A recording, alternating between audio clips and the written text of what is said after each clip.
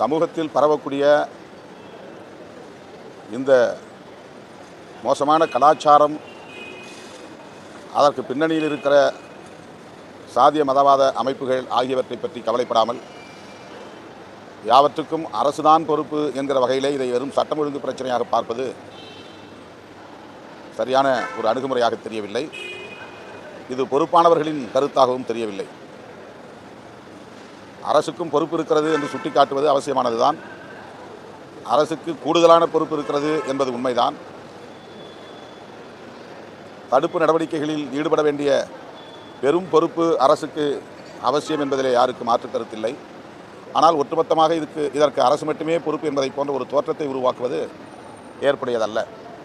நாடு முழுவதும் சாதியவாதம், மதவாதம் வெளிப்படையாக பேசப்படுகிறது. சின்னஞ்சிறு பிஞ்சு உள்ளங்களில் இந்த நஞ்சு திட்டமிட்டு விதைக்கப்படுகிறது. ஜெய் ஸ்ரீராம் என்கிற முழக்கங்களை எல்லாம் கற்றுத்தருகிறார்கள். ஆண்ட பரம்பரை, வீர பரம்பரை என்றெல்லாம் இந்த பள்ளி பிஞ்சுகளின் உள்ளத்திலே விதைக்கிறார்கள். இவற்றுக்கு பாஜக என்ன சொல்ல போகிறது? இவற்றுக்கு என்ன தீர்வு? சமூக அமைப்புகள், மதவாத அமைப்புகள் இதற்கு பொறுப்பே இல்லையா என்ற கேள்வி எழுகிறது.